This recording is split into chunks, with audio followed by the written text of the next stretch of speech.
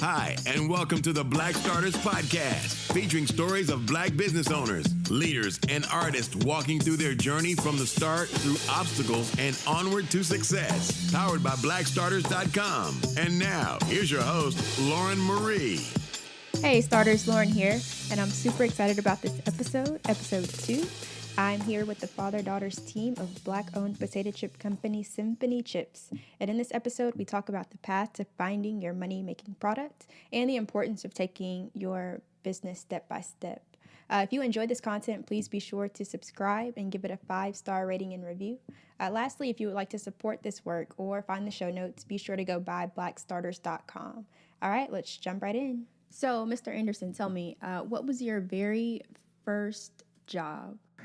Let's see. My first job, I guess, work in the working world, I guess, would be actually when I was younger, probably about maybe a little bit younger than Amari, maybe like 13 or 12 or whatever. I used to work outside this grocery store, and I would help people to their car with their groceries, and I would get a little tip for that, you know. So it wasn't a real employment or whatever, but it was just something I did for some money. And then I moved on to, I guess a real working job would be probably when I actually sold papers. So a long time ago in Las Vegas, there's this paper there called the Las Vegas Review-Journal. And I would sell it on the median. So cars would, get ready to make a left-hand turn or whatever. I'd be right there on the median selling papers. So most people, I think the papers were like a quarter. So people would normally give me $1 and say, keep chain. I'm like, cool, So that's what I did. Yeah, I think it was about my first job. Yeah. Yeah. So then, how did you end up with Symphony Chips? Tell me that story. Well, so I went on to college and got a degree in electrical engineering and also in computer engineering. So my goal was to, I wanted to understand everything about technology. So I figured electrical and computer engineering together would give me that insight. And it did for the most part. So then, of course, that evolved into developing software. So that's kind of what I do for a living now, is actually develop software for a living. I think my exact title is software architect. So that's what I do for a living now. So when it comes to Symphony Chips, or more like Symphony Spice, it actually started with my dad, their grandfather. He actually is a retired restaurant chef from Las Vegas. So my dad, being a restaurant chef from Las Vegas, actually, if you've been to Vegas, you had the wonderful cuisine there. I love to say that he's responsible for pioneering some of the wonderful flavors you have out in Las Vegas. So he developed the spice, and it's, like I said, it's been in our family for over 40 years. And so when I finally got a chance to taste it, I was like, Dad, this is awesome. What is this? Because when I first tried it, I had it on salad. And then from salad, we had it also on some different entrees. It was the same seasoning, but it seemed to change the more ingredients you added the more ingredients you had in your dish. The seasoning seemed to morph with it and seemed to give you this awesome flavor. So I was like, wow, we got to do something with this, Dad. This is amazing.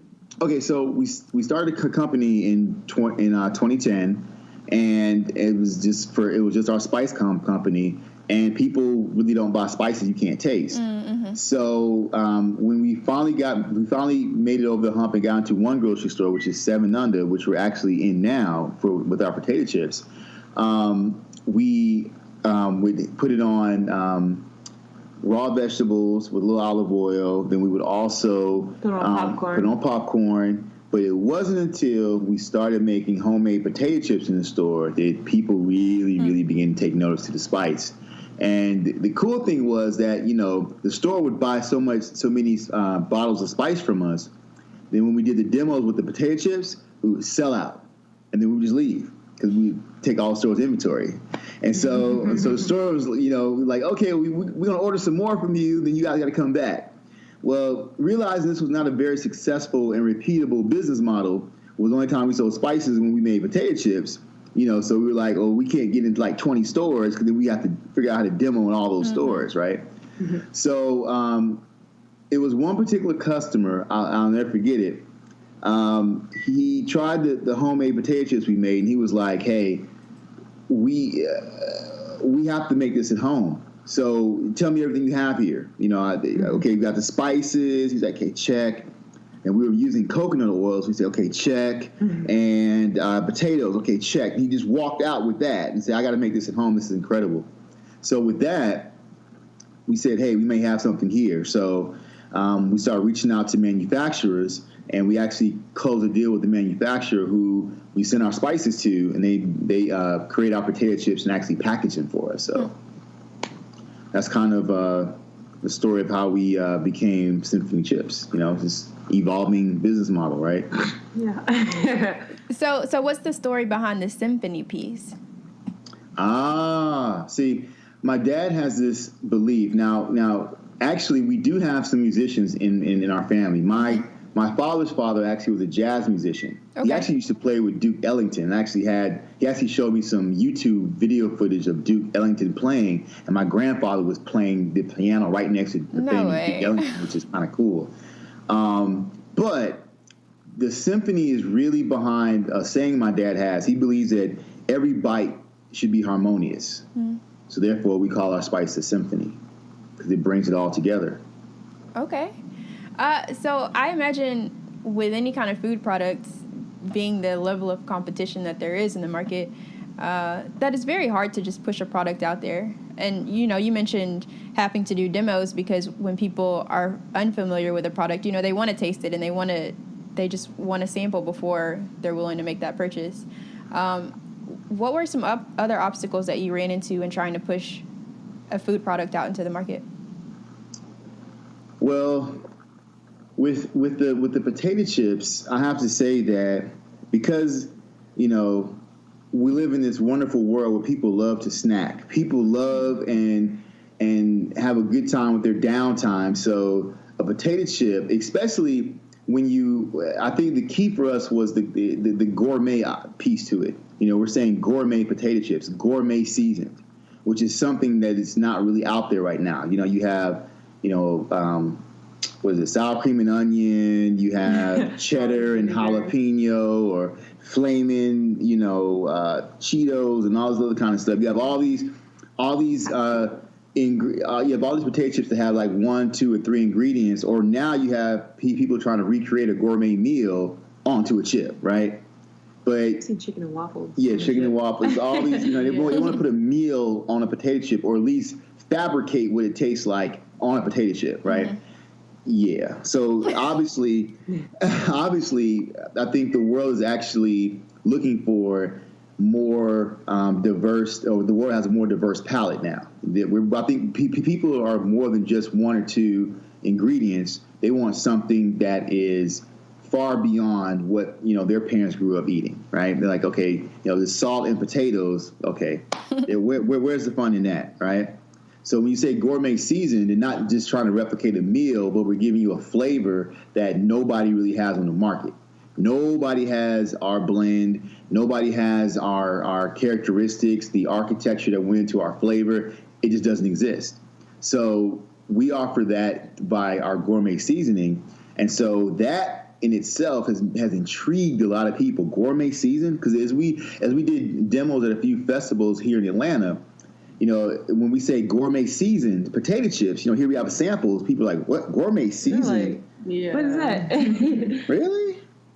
And then they just try it like, oh my God, and they buy immediately. They say, oh my God, yes, I want this. How many bags can I buy? Okay, great. And they tell their friends about it, and then we tell them they can order online, and people just order. And so it's been really, really amazing. Especially, like I said, the gourmet option doesn't really exist out there. So we're really proud about that. So when you were first getting started, I know you ran into some setbacks with just selling the spice alone. But can you talk a little bit about maybe some internal things that were going on as you maybe ran into some issues with maybe not being able to sell unless you were demoing, or basically Sure. What I'm asking is, like, generally when you start a new project, especially as an a small group or even as an individual, there's usually a lot of anxiety or fear about starting because you don't know if what you're doing will be accepted or well received or successful. So what kinds of things were you thinking or experiencing at the time? Well, once we decided to go with the potato chip option, it was definitely scary, because nobody's had the potato chips, no one's tried it. And then the first version of our packaging was, it wasn't the best. It wasn't what it is now. And so that was a lesson to learn as well. So it was like, okay, the packaging wasn't that great. So therefore, and the first website we had wasn't, the best it was or wasn't what it is now. So it was like, okay, we have a great product. When people tried the potato chip, they were like, wow, this is really good. But the packaging wasn't really that inviting. So lots of times, people would bypass it. We did, however, get into the Atlanta Symphony. That happened about a year and a half ago. No, it was a year, October, right? It was before we went to our trip, to Spain. Right. So we got into Atlanta Symphony. That was huge. And we walked around and we had little trays and people tried the chips. They're like, wow, these chips are great. But again, the packaging really didn't showcase the flavor that was actually inside. So that was something that I had to realize and kind of, make an adjustment. And I think as an entrepreneur, you have to really understand what your strengths are and adapt relatively quickly. Because in the beginning, it is just you. You have to wear multiple hats. Right. But then as your product, when your product begins to, or the feedback you get from your customers is, really key. You have to listen. When they say, hey, I like the chips, but I don't know what this bag is telling me. I'm like, oh man, okay, we got to change the bag. Yeah. So I luckily had had a good group of people around me that said, hey, I have a friend that does marketing and da. I'm like, okay, great, let's have a conversation. Mm-hmm. So had a conversation, changed the look and feel. And now it's this, I love the packaging. It has this, great appeal to it that's very attractive and intriguing. And it showcases the flavor that I think that is actually inside. So that was kind of one of the earlier setbacks is the packaging. Mm-hmm. And then just, again, knowing how to get it out there, which was through, one, you got to have a nice website, but then two, social media is really key. Mm-hmm. So that was another thing I had to learn as well was, with being, my age, I came along when there was no internet. I remember when there was no such thing as email. And, it was really fun. Yeah. You're like, what is that world like? I can imagine, I emailed my mother my first words, right? No, but so I believe I heard actually their principal say it best. People my age are more technology immigrants, whereas they were actually born into it. So. Yeah. And never imagined a world without it. So as I learn and pick up things, whatever, and basically with their help, I'm able to, do a lot more. Mm. But yeah, it was mainly the packaging and then learning that social media curve that definitely was something I had to adapt relatively quickly. And now here's a quick word from our supporters. Peace. My name is Taja, and I'm with Color Girls Hustle. Hustle hard for the holidays, honey. Get your boo, get yourself, get your friends, get your family some hustle gear. We got T-shirts, sweatshirts, zines, buttons, keeping you looking fresh and fly. Visit colorgirlshustle.com for all your needs, honey. colorgirlshustle.com. Now, let's get back to the show. So I'm going to take you back just a little bit. If you could... Are we going back? Going back. Hey, going back. Let me get my throwback on it. If you could go back and speak to your younger self, what advice or knowledge would you relay? Come here, boy. Wow. So if I was talking to myself, what is it? Is it teenager or how old? Let's say how long has it been since you started your symphony business? Well, that was 2010, so I was only 7 years ago. Okay, let's say 7 years ago. Oh, 7 years. So before I started the business? You were first getting started in the very initial phases. What would you go back and tell yourself? would just start the chip thing immediately. Yeah. Because like if we like I had like early start 2010, at 2017 we would have already been there. we be having this conversation from our villa somewhere in Singapore or someplace like someplace Southeast Asia or something. We would have expanded already. I actually have an accent by then. My accent would have changed. I'd be this way now, and I'd be talking to you from somewhere fabulous, right? I don't know if I would have told myself anything, because the things I went through with the spices, I think had to happen. So some things in your life you have to go through to appreciate where you are, right? Because in order to appreciate a car ride, I think you have to walk first. Appreciate you can get there in 5 minutes versus the 50 minutes it took to walk it, right? Mm-hmm. So I would just give myself a lot of encouragement, and say, hey, there's something amazing at the other side of this. Just stay with it. Just don't be easily easily deterred or depressed or whatever about things not moving like you think they should. Be patient. Definitely patience is definitely something. And I joke. My girls joke a lot about me and my patience, because yeah. I don't like waiting in lines. I would do whatever it takes to not have to wait in the line. I will pay ahead. I will, make everything prepared beforehand just to wait in less lines. But as far as patience goes, I would definitely tell myself to have patience, because it's going to evolve, and it's not as fast as you want it to be, but pay attention to the things that are happening. So that's what I would tell myself 7 years ago. 7 years ago. That's good. So what would you say to an aspiring business owner? So someone who is interested in starting something, maybe they don't really know what it is yet, but they're just afraid to take the leap, right? So they're afraid maybe they won't be supported, or afraid that it won't work out as planned. Or maybe just afraid that they aren't smart enough or don't know enough yet. I think what this has taught me is that I didn't really know who I really was until I took that leap, until I decided to try it. And the thing is, people sometimes because people have a lot of great ideas. There's a lot of great ideas out there people just walk around with, and they're just like, oh, I got an idea for such and such. You're like, oh, that's amazing. What are you doing? Why aren't you doing it? Oh, well, it's time is I got to go to work. They get all these excuses.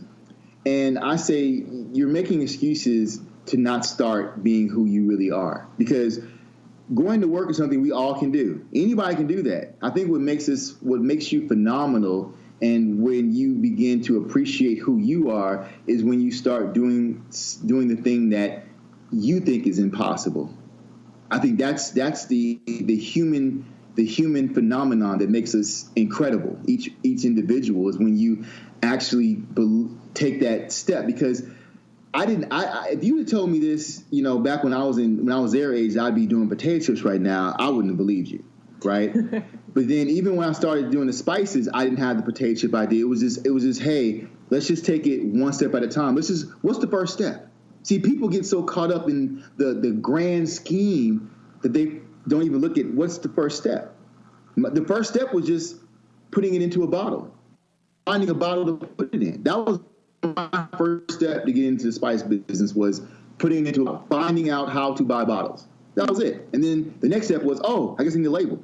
Oh, well, maybe I need a logo, and, talk about ingredients. Okay, but all that stuff was just step by step. But first was the bottle. How can I sell it if I don't have a bottle?